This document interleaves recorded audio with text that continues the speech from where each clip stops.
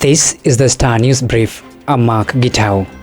Azimio leader Raila Odinga now says there will be no election in the country if the next IEBC is formed without stakeholders' input. The ODM boss said President William Ruto should treat carefully in recruiting the next commission, saying it is a weighty matter that requires stakeholders' engagement and should not be rushed. The next IEBC now promises to be the next battlefront for both Ruto and Raila Odinga, given the commission's role in elections management, especially presidential polls.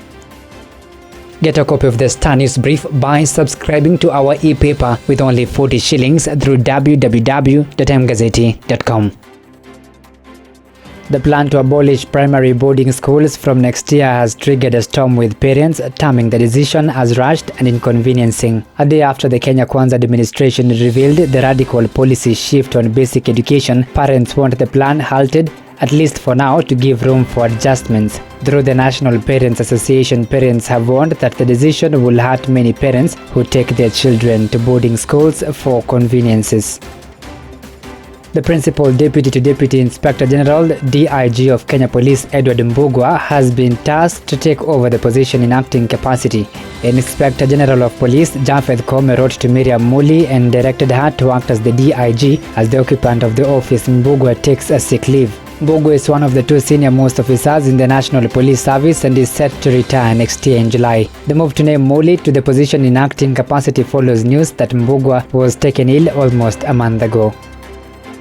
Kenya and its top security bosses have been implicated in human rights abuses and the laundering of illicit cash from South Sudan. The Sentry, an investigative team that follows and reports on dirty money, exposes how the Kenya security chiefs aided South Sudan's top agency to perpetuate the atrocities. The report is titled Undercover Activities Inside the National Security Service's Profitable Playbook investigated the activities of the dreaded agency.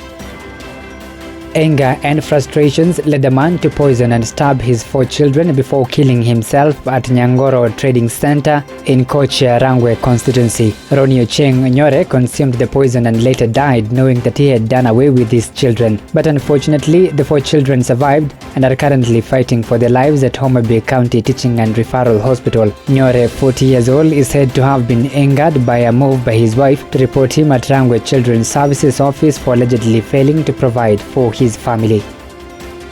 Get a copy of the Star News Brief by subscribing to our e-paper with only 40 shillings through www.mgazeti.com.